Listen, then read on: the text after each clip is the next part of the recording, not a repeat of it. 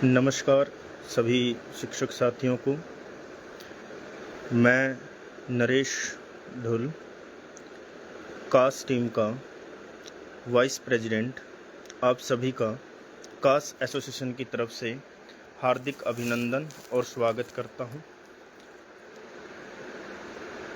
आज मैं कुछ जो सनसनी या फिर कह लीजिए आपके सामने जो भी प्रॉब्लम्स आ रही हैं वो क्यों आ रही हैं, क्या कारण है, कल की मेरी विजिट का क्या रहा, क्या रिजल्ट रहा, क्या क्या प्रयास हुए और वहाँ से मुझे जो जानकारी मिली है वो हमारे फेवर में है या हमारे अगेंस्ट में है।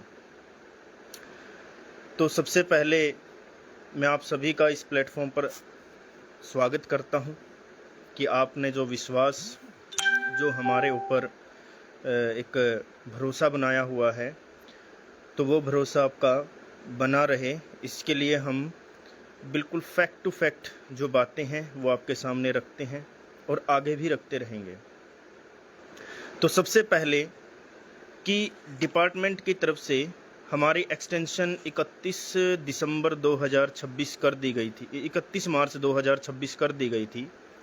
तो ऐसा क्या हुआ कि अभी तक पोर्टल पर हमारा एक्सटेंशन क्यों नहीं हुआ? सभी के मन में ये एक क्वेश्चन है। अभी तक आपने विजिट भी की होंगी, बी ऑफिस, डी ऑफिस, अपने किसी साथी से भी पूछा होगा, आपने डीएससी भी विजिट की होगी या फिर जो हायर अथॉरिटी हैं वहाँ भी आपने विजिट की होगी, एचकेआरएन ऑफिस में विजिट की होंगी। तो वहाँ से एक ही आपको जवाब मिलता है कि एफडी की अप्रूवल के बिना हम कुछ नहीं कर सकते। तो कल जो मेरी विजिट थी उसके दौरान मेरे जो क्वेश्चन थे उन क्वेश्चनों को लेकर मैं आपके सामने अभी प्रेजेंट हुआ हूँ। सबसे पहले हमारा जो डिपार्टमेंट का लेटर है उसके अकॉर्डिंग एक्सटेंशन कब तक होगा? क्या हमारा एक्सटेंशन 31 मार्च 2026 तक होगा या उससे पहले तक होगा? तो हमारा जो एक्सटेंशन है वो 30 जून 2026 तक ही होगा। और वो क्यों होगा उसके पीछे भी एक कारण है और ऐसा क्यों होने जा रहा है उसके पीछे भी कारण है। तो सबसे पहला जो कारण है एक्सटेंशन का कि 30 जून 2026 तक कब तक हो जाएगा, क्योंकि सभी साथियों को की सैलरी है, कुछ साथियों की सैलरी पेंडिंग है, वो मार्च तक अपनी सैलरी निकलवा सकते हैं, उनके इनवॉइसेस बन रहे हैं। किसी को भी इनवॉइस से रिलेटेड कोई प्रॉब्लम आ रही हो तो वो प्रीवियस जो वीडियोस हैं उनको देख सकता है, नहीं तो हमारी जो मुझसे संपर्क कर सकता है, हम उसकी पूरी हेल्प करेंगे। कई बार टाइम की वजह से हम उनकी हेल्प नहीं कर पाते, तो उसके लिए आप खुद भी समझदार हैं, तो आप दोबारा ट्राई कर सकते हैं। तो जो हमारे एक्सटेंशन है वो 30 जून 2025 तक करने की क्या मंशा है, चाहे वो डिपार्टमेंट्स की कह लीजिए, चाहे वो हायर अथॉरिटी कह लीजिए। तो सबसे पहली है जो मेन समस्या है या कह लीजिए जो मेन अभी जो डिपार्टमेंट्स के अंदर चल रहा है, एक तो एसओपी को लेकर, सिक्योरिटी ऑफ पोस्ट। हरियाणा सरकार ने कुछ समय पहले 5 साल से जितने भी ज़्यादा 5 साल से ज़्यादा जिन भी कर्मचारियों को हो गए हैं, कच्चे कर्मचारियों को, उनको एसओपी दी है। आप इसके बारे में अच्छी तरह से जानते हो। लेकिन अभी तक सभी डिपार्टमेंट्स में एसओपी जारी नहीं हुई। क्यों नहीं हुई? क्योंकि कुछ डिपार्टमेंट्स हैं वो अभी भी रूल बना रहे हैं एसओपी में जो भी वेतन है वो कैसे दिया जाए, क्या उनका सर्विस रूल रहेगा, क्योंकि कोई भी कर्मचारी जब रेगुलर होता है तो उसके लिए सर्विस रूल बनाए जाते हैं। कुछ हरियाणा सरकार के द्वारा पहले से ही डिफाइन होते हैं, कुछ को एट ए टाइम यानी कि जब उनको ज़रूरत होती है तब इम्प्लीमेंट किया जाता है, तो उनमें टाइम लग रहा है। और जो भी साथी कुछ समय पहले साल 2022 में ये 30 जून 2022 के बाद जब एचकेआरएन आया था, उसके बाद कुछ साथियों को एचकेआरएन में पोर्ट कर दिया गया था। इस वजह से एसओपी में वो भी कर्मचारी आते हैं जो एचकेआरएन में लगे हुए हैं बहुत से डिपार्टमेंट्स में। कुछ कर्मचारी हैं जो न्यू रिक्रूट हुए हैं, वो एसओपी में नहीं आएंगे। जो इंपोर्ट हुए हैं वही एसओपी में आएंगे और उनकी सर्विस 15/8/2019 से पहले की होनी चाहिए। तो सबसे मेन इम्पोर्टेंट है कि जब हायर अथॉरिटी से बात की गई तो वहाँ से हमें सूचना मिली कि एफडी से अप्रूवल आने के बाद ही हम कॉन्ट्रैक्ट को बढ़ाएंगे। लेकिन कुछ डिपार्टमेंट्स हैं, बोर्ड्स हैं, कुछ का बढ़ चुका है, कुछ का रहता है। तो हमारा भी मतलब मोस्टली लगभग 70 to 75% जो मैन पावर है उनका कॉन्ट्रैक्ट एक्सटेंड रहता है, अभी होना रहता है।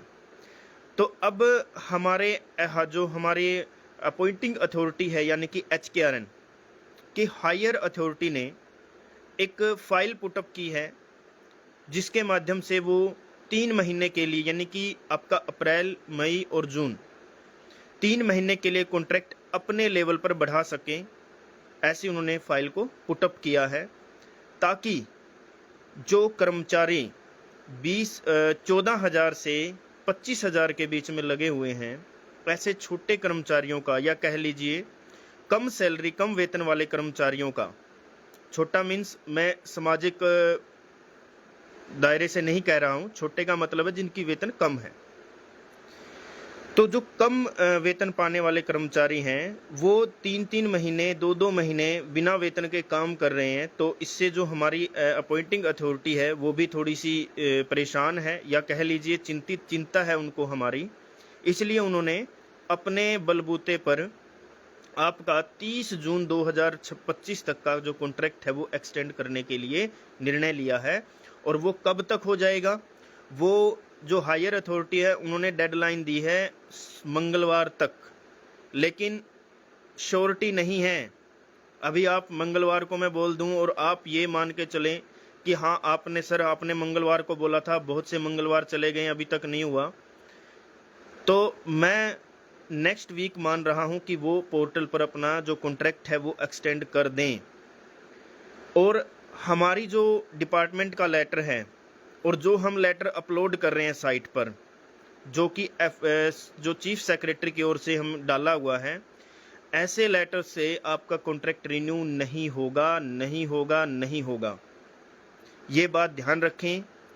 कॉन्ट्रैक्ट रिन्यू किस लेटर से होगा? फाइनेंस डिपार्टमेंट की तरफ से स्पेशल कैंडिडेट की नंबर ऑफ कैंडिडेट होंगे, उसमें कॉन्ट्रैक्ट पीरियड लिखा होगा, तब जाके वो आपका अप्रूवल आएगा। तो अभी तक एजुकेशन डिपार्टमेंट का मैं बात कर रहा हूँ, ना तो ग्रुप डी का अभी कोई लेटर आया है एजुकेशन डिपार्टमेंट की ओर से जो फाइनेंस डिपार्टमेंट अप्रूवल देता है वो, ना ही हमारा आया है यानी टीजीटी और पीजीटीज का आया है। अभी आपको थोड़ा सा और वेट करना होगा। और यदि हमारे जो अपॉइंटिंग अथॉरिटी है, इट मीन्स जो एचकेआरएन है, उनके हायर जो ऑफिसर्स हैं, ऑफिशियल्स हैं, अगर वो परमिशन ले आते हैं तो 2 दिन के अंदर आपका कॉन्ट्रैक्ट एक्सटेंड हो जाएगा। अगर वहाँ पर कुछ इश्यूज हो जाता है या कुछ अप्रूवल में कोई समस्या आती है तो उसमें थोड़ा सा टाइम और लगेगा। अब कुछ साथियों के मन में आएगा कि सर क्या डिपार्टमेंट एफडी से अप्रूवल लेने में सक्षम नहीं है? बिल्कुल है, लेकिन एफडी से अप्रूवल का मतलब है हमारी जो सीएमओ ऑफिस है वहाँ से अप्रूवल लेना। इट मीन्स सीएमओ ऑफिस से जो भी अप्रूवल आएगी, जो भी परमिशन मिलेगी, उसी के बेसिस पर आगे का जो कॉन्ट्रैक्ट है या आगे का टाइम पीरियड है वो बढ़ेगा, और वो सभी का 30 जून 2025 तक बढ़ेगा। एक मैं आपको फैक्ट और बता देता हूँ, और मतलब कुछ डिपार्टमेंट्स ने जनवरी में 31 दिसंबर 2025 तक की एफडी से अप्रूवल ले ली थी, लेकिन सीएमओ की तरफ से एक ऑर्डर जारी हुआ है कि सभी की जो अप्रूवल है वो कैंसिल कर दी जाती है, या फिर उनको 30 जून 2025 तक ही आगे बढ़ाने के आदेश हैं। तो किसी भी साथी का जो मैन पावर है, हमारा जो कॉन्ट्रैक्ट है वो 30 जून 2025 तक ही बढ़ेगा, सभी का, चाहे अप्रूवल आई है नहीं आई है। अब बहुत से साथियों को ये मन में आ रहा होगा कि सर आप कुछ साथियों ने तो रिक्वेस्ट डलवा दी है डीडीओ को बोलकर, लेकिन कुछ साथियों ने रिक्वेस्ट नहीं डलवाई है या डीडीओ की तरफ से नहीं डाली गई है। तो मैं आपको इस बारे में भी आश्वासन देना चाहता हूं कि हम जल्द ही इसके बारे में, आपकी जो कास्ट एसोसिएशन है वो जल्द ही इसके बारे में एक ठोस कदम उठाने जा रही है, जिससे कि जो डीडीओज हैं या जो हमारे हायर अथॉरिटीज़ हैं, जो हमारे डीडीओज हैं, उनकी मनमानी पर रोक लगा सकें। आपको परेशानी ना हो मैन पावर को। आप हमारे भाई बहन हैं, हमारे साथी हैं। अगर आपको समस्या है तो वो हमें समस्या है, ये सब मानकर चलिए। इस विषय में भी मैं बात करके आया हूँ कि ऐसे जो प्रॉब्लम्स आ रही हैं तो उनका सलूशन कैसे करें। तो उसके लिए भी नेक्स्ट जो वीक है उसमें आपकी जो कास्ट एसोसिएशन है वो जल्द ही कदम उठाने जा रही है और बहुत ही ज़बरदस्त कदम उठाने जा रही है। आप को एक चिंता और है कि सर 30 जून 2025 के बाद क्या होगा। 30 जून 2025 के बाद क्या होगा? क्या 1 जुलाई 2025 को हम दोबारा ड्यूटी ज्वाइन कर पाएंगे, या जो सरप्लस हैं एसएसटी वाले साथी या फिर पीजीटीज, क्या वो ज्वाइन कर पाएंगे या अपनी पोस्ट पर बने रहेंगे? देखिए, इस विषय में मैं कुछ भी कंफर्मेशन या कह लीजिए कि अपनी तरफ से मैं कोई आपको झूठा आश्वासन नहीं दे सकता। आपका बने रहना हो सकता है पॉसिबल हो, और ऐसा भी हो सकता है कि वेटिंग लिस्ट आ जाए। अगर वेटिंग लिस्ट आ जाती है तो जिन पोस्ट पर वेटिंग लिस्ट आएगी उन पोस्ट को कैप्ट कर लिया जाएगा और बाकी साथियों को रिलीव कर दिया जाएगा। कॉन्ट्रैक्ट ना बढ़ाने के पीछे भी यही है कि अगर कोई भी कर्मचारी कोई भी मैन पावर कॉन्ट्रैक्ट एक्सपायर्ड में आ जाता है तो वो पोर्टल से उसका अगर कॉन्ट्रैक्ट नहीं बढ़ाते हैं तो कुछ समय बाद वो पोर्टल से ऑटोमेटिक रिलीव करना, जो अपॉइंटिंग अथॉरिटी है वो रिलीव करना शुरू कर देती है। हम उसमें कुछ नहीं कर सकते। ये बात आपको ध्यान रखनी है। मुख्य जो मेन है यही बात है कि आप सभी इस बात को ध्यान में रखें। जो साथी लगे हुए हैं, चाहे वो सैंक्शन पोस्ट पर हैं, चाहे वो सैंक्शन पोस्ट पर नहीं है, सरप्लस है, या जो लगने वाला है, कोई भी है, अगर दोबारा रीडिप्लॉयमेंट होता है तो आपको अभी पूरा खतरा है। खतरा मीन्स आप 1 जुलाई 2025 को घर भी बैठ सकते हैं। इस वर्ड को याद रखना। मैंने 22 जनवरी को ही बोला था कि रास्ते इतने आसान नहीं हैं। आप लोगों ने उन बातों को इग्नोर किया और उसका खामियाजा आपको भुगतना पड़ा। किसी की अप्रैल महीने की सैलरी नहीं मिलेगी या अभी तक अटेंडेंस नहीं लग रही है। अगर आप सभी मिलकर शुरू से ही कदम उठाते, इट मीन्स बारिश आने से पहले ही अगर बंदोबस्त कर लिया जाए तो नुकसान होने से बचाया जा सकता है। लेकिन अगर आप बारिश में छाता खोलकर या त्रिपाल लगाकर या छोटा मोटा प्रबंध करके ये सोचते हैं कि अब तो हम सेफ हो गए, तो ये आपकी गलतफहमी है। मुझे लगता है कि हम सभी को एक साथ मिलकर आगे बढ़कर काम करना होगा। बहाने आपको काम न करने के बहुत सारे हैं, काम करने के लिए एक ही बहाना है। मैं हर बार एक ही बात कहता हूं कि आप एकजुट होकर आगे बढ़ो, तभी जाकर आपका काम बनेगा। घर में एसी के नीचे या फैन के नीचे, कूलर के नीचे बैठकर मैं भी बड़ी बड़ी बातें कर सकता हूं कि मैं ये कर दूंगा, मैं वो कर दूंगा। ये मैं जो शब्द है जब हम में बदलेगा तभी जाकर काम आएगा। जो ये साथी इस बात को लाइट ले रहे हैं ना कि 30 जून तक तो हो गया, जैसे तैसे करके आगे भी हो जाएगा, दिसंबर तक खींच जाएगा। चलो, मैं उम्मीद करता हूं कि उन साथियों को कि उनका जो कॉन्ट्रैक्ट है वो पूरे साल क्या वो अगले साल भी रहे। लेकिन जो सिचुएशन जो मैं देख कर आया हूँ, जो मैं ऑफिशियल से बात करके आया हूँ, जो मुझे सूचना मिली है, उस सूचना के तहत कुछ अंदर की बातें हैं जो मैं डिस्कस नहीं कर सकता। आप खुद समझदार हैं, इशारा ही काफ़ी होता है कि आप सभी, मैं एक बात बिल्कुल क्लियर कट बोल देता हूँ, कोई भी अगर किसी भी एसोसिएशन का मेंबर ये कहता है कि कुछ भी नहीं होगा, सब कुछ स्मूथली चलेगा, तो आने वाले समय में आप सभी को उसका रिजल्ट भी देखने को मिल जाएगा। जैसा कि 31 मार्च 2025 को कॉन्ट्रैक्ट खत्म होने से पहले बात बोली गई थी। एक आपकी कास एसोसिएशन थी जिसने ऐसा बोला था कि कॉन्ट्रैक्ट रिन्यू होने में बहुत प्रॉब्लम्स आएंगी, और उन्होंने, कोई भी एसोसिएशन है, उनके मेंबर्स द्वारा ये बोला गया कि सब कुछ स्मूथली हो जाएगा, किसी को कुछ करने की ज़रूरत नहीं है, आपका कॉन्ट्रैक्ट ऐसे ही रिन्यू हो जाएगा। रिजल्ट आपकी आंखों के आगे है। हम फैक्ट पर बात करते हैं, बिल्कुल कोई ऐसा नहीं है कि हवा में बातें करें, क्योंकि जो ग्राउंड लेवल पर मेहनत करता है, काम करता है, उसको सारी सिचुएशंस का पता होता है कि क्या प्रॉब्लम्स आने वाली हैं और प्रॉब्लम्स कब तक रहेंगी। प्रॉब्लम्स आपकी तब तक रहेंगी जब तक आपको एसओपी नहीं मिल जाती। अगर कोई ये साथी सोच रहा है कि जुलाई मेहनत करके या फिर जुलाई में 2-3 महीने बढ़ा दिया जाएगा, फिर 2-3 महीने और संघर्ष करके हम ऐसे गुजारा कर लेंगे, तो ऐसे गुजारा नहीं होगा। आपको ऑफिशियल से मिलना पड़ेगा, और हमारे जो कर्ता धर्ता हैं, इस प्रदेश के मुखिया जो हैं, माननीय श्री नायब सिंह सैनी, उनसे भी आपको मिलना होगा। क्योंकि जब परिवार में कोई समस्या आती है तो परिवार सभी मुखिया को याद करते हैं, तो हमें भी मुखिया को याद करना होगा।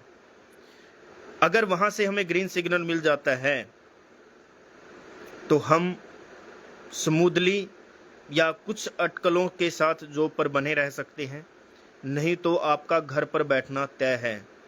ये बात लिख कर रख लेना, रिकॉर्डेड रहेगी, नहीं तो यूट्यूब चैनल पर भी रहेगी, रिकॉर्डेड है ये। आप इसको मेरे को बता देना या कास एसोसिएशन को बता देना कि आपने यहाँ पर गलत बात बोली गई थी आपके द्वारा, तो भरे मंच में मुझे माफ़ी मांगने में हैरानी नहीं होगी। लेकिन मैं आज जो आपको बता रहा हूँ वो फैक्ट है। फ्यूचर में देखो, भविष्य में क्या होने वाला है क्या नहीं, इसका सिर्फ अनुमान लगाया जा सकता है, पक्का नहीं कहा जा सकता। आप खुद बुद्धिजीवी हैं, खुद समझदार हैं, मेरे कहने को समझ गए होंगे कि आप अभी डेंजर जोन में हैं, और ये बात मेरी जनवरी से चली हुई है, अब से नहीं, जनवरी 2025 से।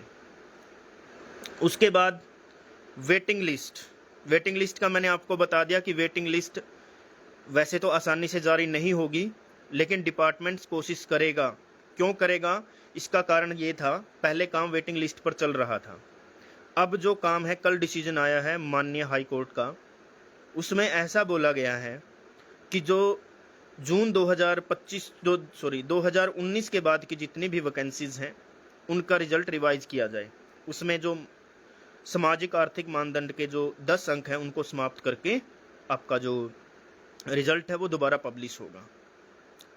और एक खुशी की बात ये भी है और दुख की बात भी है कि जो साथी जॉब पर हैं उनके लिए नई पोस्ट क्रिएट की जाएंगी, या फिर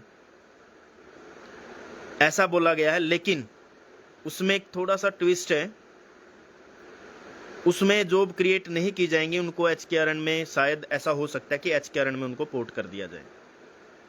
और ये भी है, लिखा है माननीय हाई कोर्ट ने कि वो साथी जो लगा हुआ था, समान काम समान वेतन का प्रॉफिट नहीं ले सकता, वो दावा ही नहीं कर सकता। वो जॉब पर बना रह सकता है, लेकिन वो उसको जो कम सैलरी है या कम वेतन है उसमें काम करना पड़ सकता है। अब SST वाले साथी बिल में घुस चुके हैं। बिल में घुस जाने का मतलब है कि वो एक्टिव नहीं है।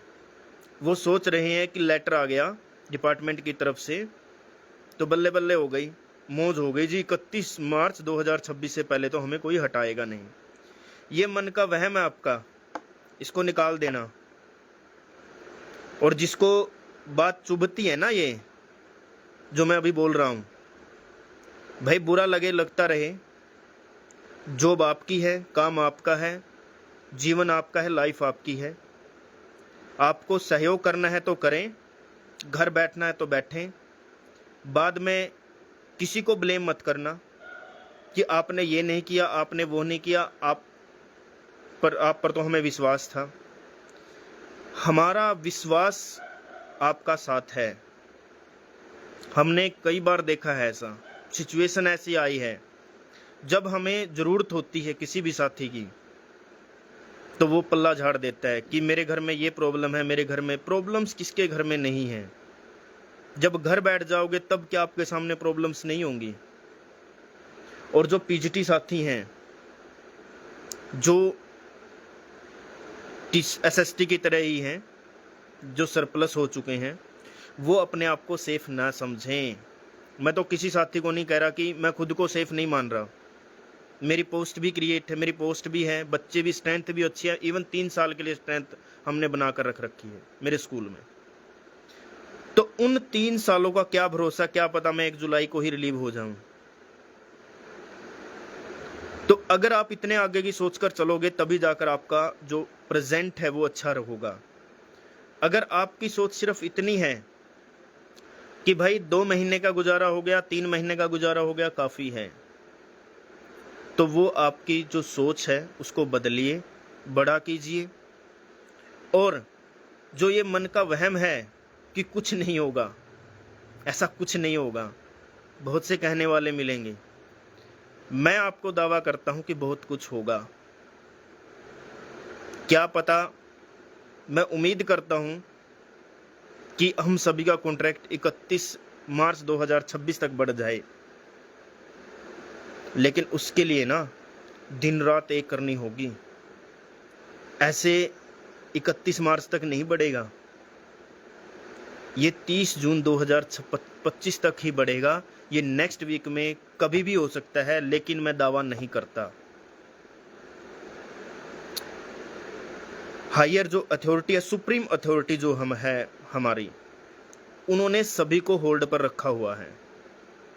सभी को मतलब कि कॉन्ट्रैक्चुअल वर्कर को। तो एजुकेशन डिपार्टमेंट का ऐसा कोई रोल नहीं था कि हमें भी होल्ड पर रखा जाए, लेकिन उन्होंने सभी को होल्ड पर रखा है, क्योंकि हम लगे 2022 के बाद हैं, दिसंबर के बाद, नवंबर में लगा लीजिए। हमारे लिए, हमारे पास ना तो एसओपी का कोई रीजन है, ना हमारे पास कोई ऐसा है कि हमें वेट करवाया जाए, लेकिन फिर भी उथल पुथल तो होगी। ट्रांसफ़र ड्राइव मेन मुद्दा। ट्रांसफ़र ड्राइव आपने रूल पढ़ लिए, मेरे हिसाब से सभी ने पढ़ भी लिए होंगे। अगर नहीं पढ़े हैं तो पढ़ लेना।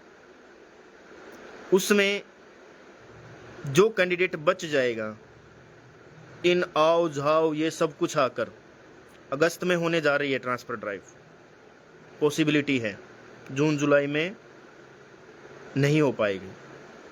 आपको आगे की बात बता रहा हूँ, जून के एंड वीक में या मिड में, सॉरी अगस्त के मिड तक आपकी ट्रांसफ़र ड्राइव चलने के पूरे चांसेस हैं। अगर ट्रांसफ़र ड्राइव चलती है तो उसमें कॉन्ट्रैक्चुअल एम्प्लॉय की पोस्ट को डीम्ड माना गया है। अगर आपने पढ़ी हो तो अब पढ़ना शुरू कर देना उसको। कोई लेटर आता है ना, कोई रूल आता है, कुछ रेगुलेशन आते हैं, तो कुछ चेंजेस होते हैं, तो उनको पढ़ा करो। डीम्ड का मतलब है कि वहाँ पर एम्प्लॉयज़ को भेजा भी जा सकता है और नहीं भी, लेकिन वो विचाराधीन रहेगा। एक स्पेशल उस पर कंसंट्रेशन दिया जाएगा। तो आप सभी अपनी पोस्ट को, यानी अपने जॉब को बचाने के लिए तो आओ, कम से कम मेरी जॉब के लिए छोड़ दो आप प्रयास करना, वो मैं कर लूँगा। किसी की पोस्ट के लिए प्रयास करने की ज़रूरत नहीं है आपको। आप सभी को अपनी पोस्ट को बचाने के लिए अपनी पोस्ट बचाने के लिए, अपनी पोस्ट को पर बने रहने के लिए प्रयास करने की जरूरत है। किसी की मीठी मीठी बातों में आने की जरूरत नहीं है। शायद मैं कल को आपको मीठी मीठी बातों में उलझाकर आपसे शायद डिमांड करने भी लग जाऊं। मैं मेरी बात कह रहा हूं, एसोसिएशन की नहीं है, क्योंकि कास एसोसिएशन की जो सोच है वो निस्वार्थ भाव से काम करने की है। अब कल मैंने एक शॉकिंग न्यूज़ का एक मैसेज डाला था, मैं डायरेक्टली बोल रहा हूं, तो उस मैसेज का क्या वे आउट निकला, क्या उनका मसला था, जो भी जिसने भी सोचकर लिखा, मुझे नहीं पता वो कौन था या कौन थी, आई डोंट नो। चलो जो भी है, कोई भी है, कि ये सब सिर्फ पैसा लेने के लिए है। तो क्या मुझे कोई भी साथी ये बता सकता है कि सिर्फ और सिर्फ कास एसोसिएशन की तरफ से कभी भी आपसे कोई डिमांड की गई है? आपने कोर्ट फीस दी, जब आपको लगा कि हमें कोर्ट केस करना है तो आपने कोर्ट फीस दी। बाध्य कोई नहीं किया, मजबूर कोई नहीं था। आप खुद मजबूर थे, वो अलग बात है। उसके अलावा हमने मार्च 2025 से पहले भी, एक महीना पहले यानी फरवरी 2025 तक हमने जो भी कलेक्शन किया, जो भी स्वेच्छा से डोनेशन था वो हमने किया था। उसके बाद हमने सैलरी ना आने के कारण हमने उसको स्टॉप कर दिया था। तो हमारा कोई ऐसा उद्देश्य नहीं है कि हम आर्थिक लाभ उठाना चाहते हों, ना हम भविष्य में भी चाहेंगे। लेकिन आपको भी एक बात ध्यान रखना होगा कि एक एसोसिएशन को चलाने के लिए, घर को चलाने के लिए ना, एक परिवार को चलाने के लिए आर्थिक मदद की जरूरत होती है। और ऐसे ही एक एसोसिएशन भी आपका परिवार होता है, परिवार है, तो उसको चलाने के लिए भी आर्थिक सहायता चाहिए। तो जो आर्थिक सहायता है वो सिर्फ कितनी है? 100 रुपीज। और उसमें जो साथी नहीं जा सकता या जो साथी जा रहा है, उसका जो भी ब्यौरा है या खर्चा है, हम उससे उनको वो पे कर देते हैं। हम अपने पास कुछ नहीं रखते। आज भी हमारे पास एक एक रुपए का हिसाब है कि आपका जो पैसा है वो सही का जगह लगा है। आपकी कास एसोसिएशन में बहुमत से सभी फैसले होते हैं।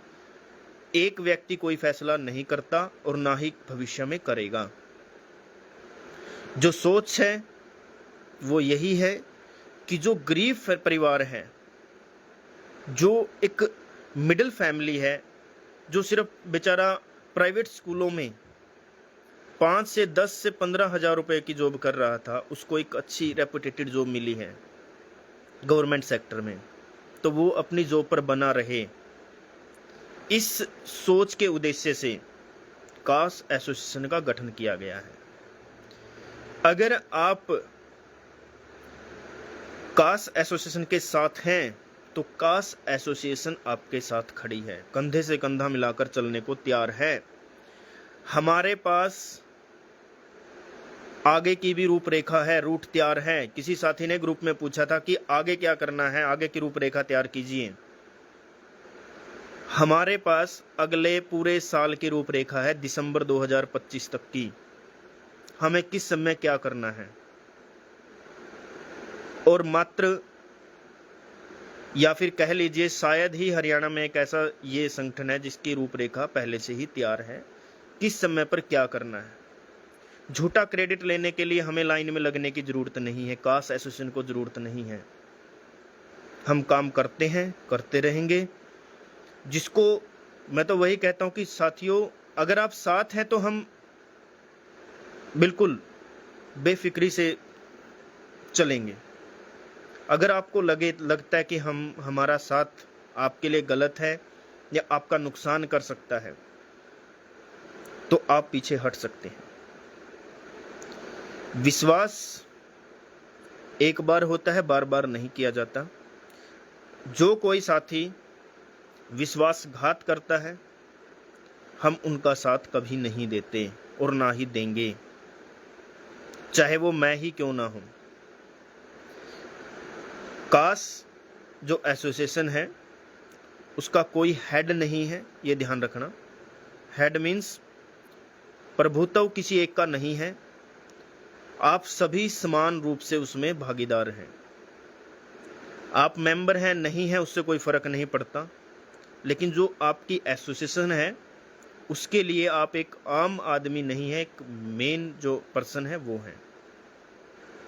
तो आप अपना रोल जो है वो अच्छे से निभाइए, काम कीजिए, हमारा साथ दीजिए तन मन और धन से। धन में वो नहीं कह रहा कि आपने बक्से भर कर लेकर आने हैं या अपना जो वैलेट है वो खाली करना है एसोसिएशन के लिए, नहीं। जो डोनेशन है, दान स्वरूप हम जो भी लेते हैं डिसाइड होगा नेक्स्ट जो भी हमारी मीटिंग्स होगी उसमें। लेकिन मैं जो एसएसटी वाले साथी हैं उनको फिर से, या पीजीटीज हैं या फिर जो सरप्लस हैं, उनको मैं फिर से एक बात दोहराना चाहता हूं कि आप सभी बिल्कुल बिल्कुल रेड जोन में हैं। अभी भी संभल जाइए, और ये डराने के लिए नहीं है, ये सच है। अभी रिलीवर्ड साथियों को लेकर हमारा प्रयास चल रहा था कि उनकी ज्वाइनिंग जैसे तैसे करके हम करवाएं। मैं हायर जो हमारे ऑफिशियल्स हैं कल उनसे मिला, तो उसमें उन्होंने यही बोला कि अभी आज मीटिंग होनी है और उसके जो मीटिंग के की पॉइंट्स हैं वो हम डिस्कस करने जा रहे हैं, जो भी हमें फैसला लेना है। तो वो मीटिंग हुई है कल, लंबे समय तक मीटिंग चली, कम से कम 2.5 से 3 घंटे मीटिंग चली है। और उसमें जो मैंने आपको बता दिया कि वो अप्रूवल के लिए है, एक्सटेंशन के अप्रूवल के लिए है कि एफडी से 3 महीने के लिए, ज़्यादा 3 महीने के लिए हमें अप्रूवल ना लेनी पड़े। बाकी आगे क्या करेंगे क्या नहीं वो हमारे जो मेन हायर अथॉरिटी है उसके ऊपर डिपेंड करता है, लेकिन प्रयास हमें करते रहना है। आगे छुट्टियां आने वाली हैं, आप सभी को छुट्टियों की हार्दिक शुभकामनाएं, बधाइयां। आप सभी थोड़ा रिलीफ फील करेंगे, लेकिन उसके साथ में ना निश्चिंत मत हो जाना, काम करना है आपने कास एसोसिएशन के साथ मिलकर। तो आप सभी इस जो लाइव है, ये लाइव जो है सभी साथियों से शेयर करना, ताकि कोई भी साथी गुमराह ना हो या किसी पर इतना भरोसा ना करके बैठा हो कि बाद में जब उसको पता चले कि अब तो सब कुछ हाथ से निकल चुका है, अब क्या किया जाए, तो उसके लिए समस्या हो जाएगी। तो कोई भी साथी आंख बंद करके किसी पर भरोसा ना करे। भरोसा करना है तो आंख खोल कर करे, कानों को खोल कर करे, सामने रिजल्ट परिणाम को देखकर करें। फिर से मैं आप सभी को लास्ट में एक यही बात बोलना चाहूंगा कास एसोसिएशन की तरफ से कि आप सभी खतरे में हैं, अपनी जॉब को बचा लीजिए। आज का जो लाइव सेशन था बस यही था। बातें बहुत सारी हैं, लेकिन यहाँ मैं डिस्क्लोज नहीं कर सकता। वो मैं जो भी हमारी एसोसिएशन है उसके साथ जो भी हमारी मुलाकात, जो भी बात होगी, मीटिंग होगी, उसमें डिस्कस कर ली जाएगी। तो आप सिर्फ इतना समझिए कि आपकी जॉब खतरे में है और इसके लिए आपको प्रयास करना होगा। आप कास एसोसिएशन के साथ मिलकर प्रयास कर सकते हैं, आप अकेले भी प्रयास कर सकते हैं। जबरदस्ती किसी के साथ नहीं है, ना होने वाली है। तो आप सभी को अगली एफबी लाइव तक अलविदा। जल्द ही आपकी जो कास एसोसिएशन है नेक्स्ट वीक में विजिट करने जा रही है, जिसका मुख्य एजेंडा डीडीओज की मनमानी को रोकना, एक्सटेंशन को जल्द से जल्द अप्रूव करवाना और जो भी आपके सामने कोई प्रॉब्लम्स आने वाली है उनका समस्या का समाधान निकालने के लिए मिलने जा रही। और जैसे ही मीटिंग होगी तो उसमें कुछ ना कुछ पॉजिटिव अगर आता है तो हम आपको ज़रूर शेयर करेंगे। अगर उसमें हमें लगता है कि भाई हमारे नेगेटिव है या हमारे नकारात्मक उस जो नेगेटिव है अगर रिज़ल्ट उसका, तो हम आपको वो भी बताएंगे। तो तब तक आप सभी थोड़ा सा चिंताग्रस्त होकर अपनी जॉब के लिए इतनी भी चिंता नहीं लेने की परेशान हो जाओ, लेकिन थोड़ी सी हल्की से कोने में चिंता को रखना है, इस ज्वाला को जलाए रखना है कि हम सभी खतरे में हैं। तो आप सभी का तब तक धन्यवाद। जय हिंद, जय भारत।